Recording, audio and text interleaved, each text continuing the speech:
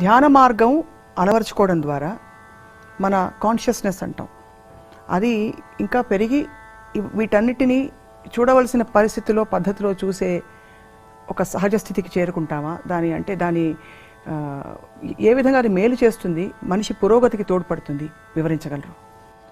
ఒక కొండ కింద రోడ్డు కింద ఉన్నాం మనకి ఎంత కనబడుతుంది? రోడ్డు మీద ఉన్నప్పుడు వంప ఎంత కనబడుతుంది చెప్తుంది, ఇంతే కనబడుతుంది. అక్కడి నుంచి ఏదైనా వస్తుంటే మనకి ఏదైనా కనబడుతుందా?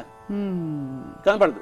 వంపలో ఉన్నాము, మీరు ఇటు నుంచి చెప్తున్నారు, అటు నుంచి లారీ వచ్చింది, ఏమవుతుంది? అజాగ్రత్తగా ఉంటే కొట్టుకుంటారు, మీకు అంతే కనబడుతుంది. కానీ కొండ ఎక్కితే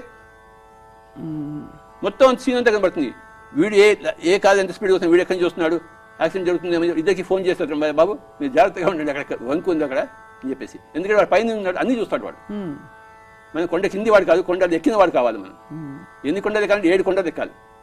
ధ్యానం ద్వారా 7 కొండలు. ఏమిటా 7 కొండలు? మూలాధార కొండ, స్వాధిష్టాన కొండ, మణిపూరక కొండ, అనాహత కొండ, విశుద్ధ కొండ, ఆజ్ఞా కొండ, సహస్రార కొండ. 7 కొండలు.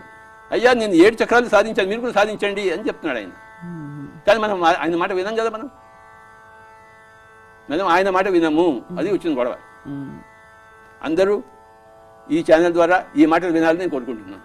ఆ 7 చక్రాలని సాక్షాత్కరింప చేసుకోవడానికి మార్గం ధ్యాన మార్గం ఆనాపానసతి.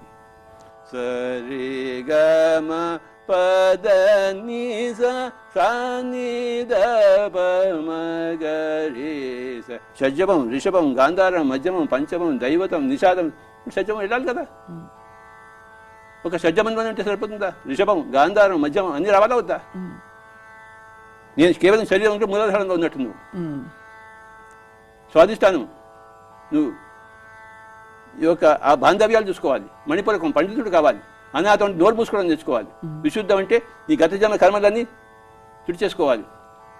ఆజ్ఞ అంటే 3వ కన్ను సంపాదించుకోవాలి. సహస్రం అంటే లోకానికి కళ్యాణ కారకుడు అయ్యాలి. అన్నీ సాధించాలి. కేవలం షడ్జమంలో ఉంటే అంటే సంగీతం అవుతుంది ఏంటి? 7 స్వరాలు ఉండాలి, అప్పుడు సంగీతం వస్తుంది.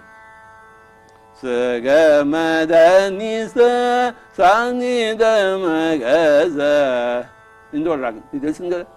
కనుక 7 స్వరాలు ఉండాలి సంగీతానికి. సా జీవితంతో సా అని ఉంటే సంగీతం ఉంది ఏంటి అక్కడ? చాలా గొప్పగా అంటే ఒక ఆల్మోస్ట్ ఒక ప్రణాళిక ఎవరో రూపొందించి మనం ఆ మార్గంలో నడుస్తున్నాం, తెలుసో తెలియకో. అది తెలిసి నడిస్తే మరింత చైతన్యం. చెప్పారు కదా, తెలిసితే మోక్షం, తెలియకపోతే వందం అని చెప్పేసి.